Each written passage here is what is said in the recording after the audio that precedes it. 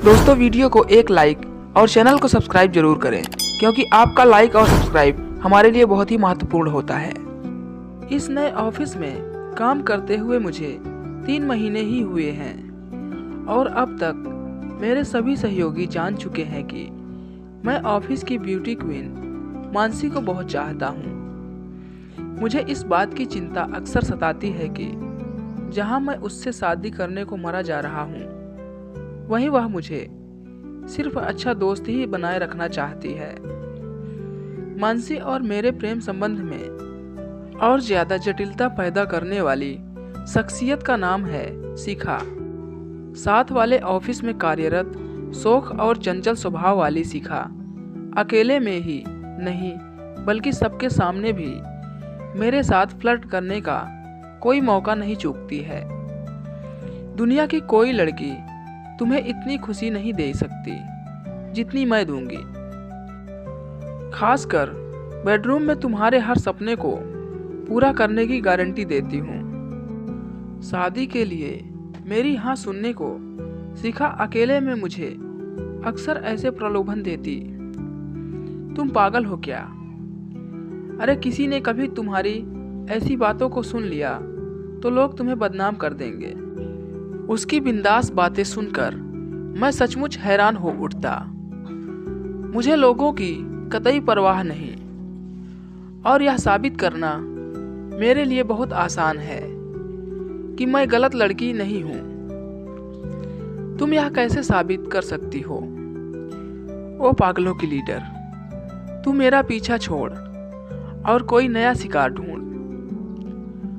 मैंने नाटकीय अंदाज में उसके सामने हाथ जोड़े तो हंसते हंसते उसके पेट में दर्द हो गया। मानसी को शिखा नहीं सुहाती है। मेरी उस पागल लड़की में कोई दिलचस्पी नहीं है। बार बार ऐसा समझाने पर भी मानसी आए दिन शिखा को लेकर मुझसे झगड़ा कर ही लेती। उसने पिछले हफ्ते से जिद पकड़ ली थी कि मैं शिखा को जोर से डांट कर सबके बीच एक बार अपमानित करूं, जिससे कि वह मेरे साथ बातचीत करना बिल्कुल बंद कर दे।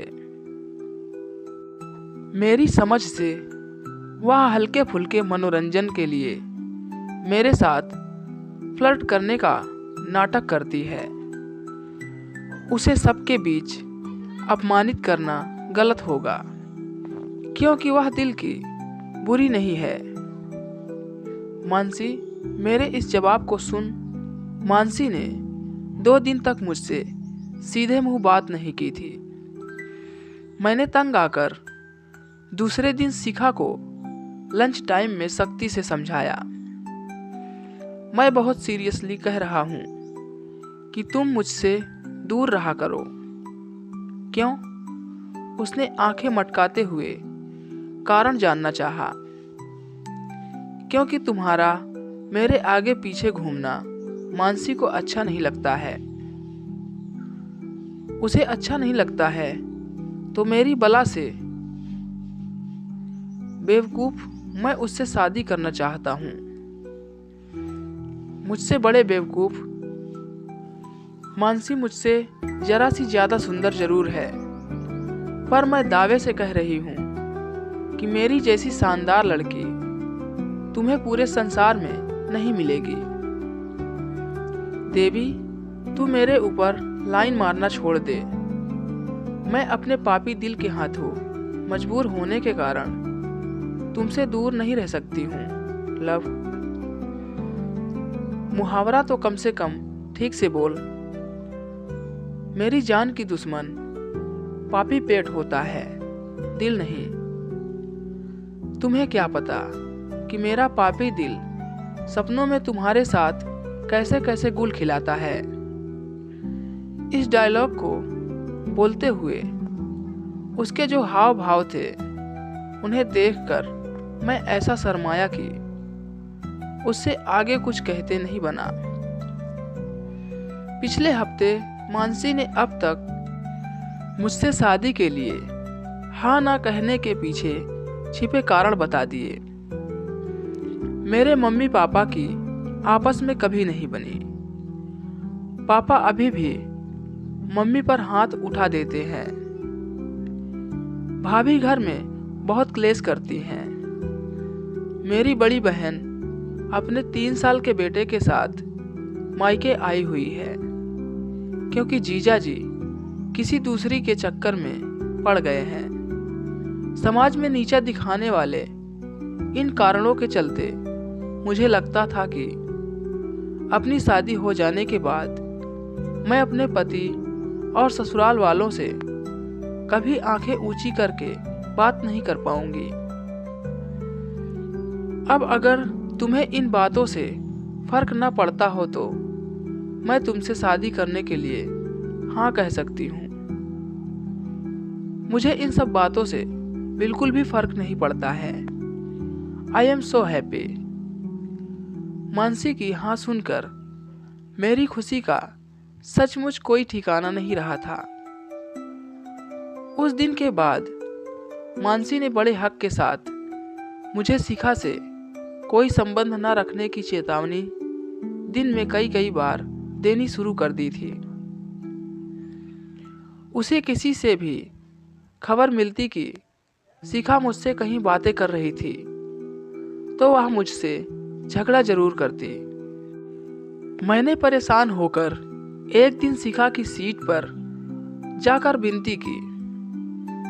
मानसी मुझसे शादी करने को राजी हो गई है और उसे हमारा हेलो हाय करना तक पसंद नहीं है।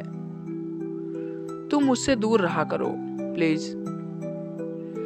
जब तक मानसी के साथ तुम्हारी शादी के कार्ड नहीं छप जाते मैं तो तुमसे मिलती रहूंगी। उस पागल लड़की ने मेरी विनती को तुरंत ठुकरा दिया। तुम मेरी प्रॉब्लम को समझने की कोशिश करो प्लीज, और तुम मेरी प्रॉब्लम को समझो। देखो मैं तुम्हें प्यार करती हूँ और इसीलिए आखिरी वक्त तक याद दिलाती रहूंगी कि मुझसे बेहतर पत्नी तुम्हें उस पर अपनी बात का कोई असर ना होते देख मैं उसका डायलॉग पूरा सुने बिना ही वहां से चला आया था। किसी झंझट में ना फंसने के लिए मैंने अगले हफ्ते छोटे से बैंक्वेट हॉल में हुई अपने जन्मदिन की पार्टी में शिखा को नहीं बुलाया, पर उसे ना बुलाने का मेरा फैसला उसे पार्टी से दूर रखने में सफल नहीं हुआ था। वह लाल गुलाब के फूलों का सुंदर गुलदस्ता लेकर बिना बुलाए ही पार्टी में शामिल होने आ गई थी। रवि डियर, मुझे यहाँ देखकर टेंशन मत लो। मैंने तुम्हें फूल भेंट कर दिए, शुभकामनाएं दे दी, और अब अगर तुम हुक्म दोगे तो मैं उल्टे पैर यहाँ से चली जाऊंगी। अपनी बात कहते हुए वह बिल्कुल भी टेंशन में नजर नहीं आ रही थी। अब आ ही गई हो तो कुछ खा पी कर जाओ। मुझसे पार्टी में रुकने का निमंत्रण पाकर उसका चेहरा गुलाब की तरह खिल उठा था। अचानक मानसी हॉल में आई। उसी दौरान शिखा मेरा हाथ पकड़कर मुझे डांस फ्लोर की तरफ ले जाने की कोशिश कर रही थी। मुझे उसके आने का तब पता चला जब उसने पास आकर शिखा को मेरे पास से दूर धकेला और अपमानित करते हुए बोली, जब तुम्हें रवि ने पार्टी में बुलाया ही नहीं था तो क्यों आई हो? मेरी मर्जी। वैसे तुम होती कौन हो मुझसे यह सवाल पूछने वाली? शिखा उससे दबने को बिल्कुल तैयार नहीं थी। तुझे मालूम नहीं कि हमारी शादी होने वाली है, घटिया लड़की। तुम मुझसे तमीज से बात करो। शिखा को भी गुस्सा आ गया। रवि से तुम्हारी शादी होने वाली बात मैं उस दिन मानूंगी जिस दिन शादी का कार्ड अपनी आंखों से देख लूंगी। तुम्हारे जैसी जबरदस्ती गले पड़ने वाली बेशर्म लड़की मैंने दूसरी नहीं देखी। कहीं तुम किसी वेश्या की बेटी तो नहीं हो? मेरी माँ के लिए अपशब्द निकालने की तुम्हारी हिम्मत कैसे हुई? वह मानसी की तरफ झपटने को तैयार हुई तो मैंने फौरन उसका हाथ मजबूती से पकड़कर उसे रोका। इसे इसी वक्त यहाँ से जाने को कहो रवि, मानसी ऊंची आवाज में कहकर उसे बेइज्जत कर रही थी। तुम जरा चुप रहो, मैंने मानसी को जोर से डांटा और फिर हाथ छुड़ाने को मचल रही शिखा से कहा, तुम अपने गुस्से को काबू में करो। क्या तुम दोनों ही मेरी पार्टी का मजा खराब करना चाहती हो? शिखा ने फौरन अपने गुस्से को पीकर कुछ शांत लहजे में जवाब दिया, नहीं। और तभी मैं इस बेवकूफ को अपने साथ बदतमीजी करने के लिए माफ करती हूँ। मेरे द्वारा डांटे जाने से बेइज्जती महसूस कर रही मानसी ने मुझे अल्टीमेटम दे दिया, रवि तुम इसे अभी पार्टी से चले जाने को कहो, नहीं तो मैं इसी पल यहाँ से चली जाऊंगी। मानसी छोटे बच्चे की तरह जिद मत करो। उसने मुझे टोक कर अपनी धमकी दोहरा दी। अगर तुमने ऐसा नहीं किया तो तुम मेरे साथ घर बसाने के सपने देखना भूल जाना। तुम अपना घर बसने की फिक्र ना करो माय लव, क्योंकि मैं तुमसे शादी करने को तैयार हूँ। शिखा ने बीच में ही यह डायलॉग बोलकर बात को और बिगाड़ दिया। तुझ जैसी कई थालियों में मुंह मारने की शौकीन लड़की से कोई इज्जतदार युवक शादी नहीं करेगा। मानसी उसे अपमानित करने वाले लहजे में बोली, तुम जैसी आवारा लड़कियों को आदमी अपनी रखैल बनाता है, पत्नी नहीं। अपने गुस्से को काबू में रखने की कोशिश करते हुए शिखा ने मुझे सलाह दी, रवि तुम इस कम अक्ल से तो शादी मत ही करना। इसका चेहरा जरूर खूबसूरत है, पर मन के अंदर बहुत ज्यादा जहर भरा हुआ है। तुम इसे फौरन पार्टी से चले जाने को कह रहे हो या नहीं? मानसी ने चिल्लाकर अपना अल्टीमेटम एक बार फिर दोहराया तो मेरी परेशानी व उलझन बहुत ज्यादा बढ़ गई। मेरी समस्या सुलझाने की पहल शिखा ने की। रवि तुम टेंशन मत लो, पार्टी में हंसी खुशी का माहौल बना रहे, इसके लिए मैं यहाँ से चली जाती हूँ। Happy birthday once again. मेरे कंधे को दोस्ताना अंदाज में दबाने के बाद वह दरवाजे की तरफ बढ़ने को तैयार हो गई थी। मैं तुम्हें बाहर तक छोड़ने चलूंगा, जरा 2 मिनट के लिए रुक जाओ प्लीज। तुम इसे बिल्कुल भी बाहर तक छोड़ने नहीं जाओगे। मानसी के चेहरे की खूबसूरती को गुस्से के हाव भाव ने विकृत कर दिया था। मैंने गहरी सांस ली और मानसी के पास जाकर बोला, मेरी जिंदगी से निकल जाने की तुम्हारी धमकी को नजरअंदाज करते हुए मैं अपने इस पल दिल में पैदा हुए ताजा भाव तुमसे जरूर शेयर करूंगा।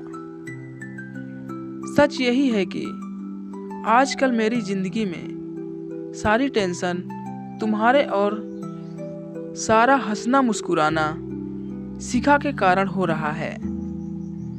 तुम्हारी खूबसूरती के सम्मोहन से निकलकर अगर मैं निष्पक्ष भाव से देखूं तो मुझे साफ महसूस होता है कि यह जिंदा दिल लड़की मेरी जिंदगी की रौनक बन गई है।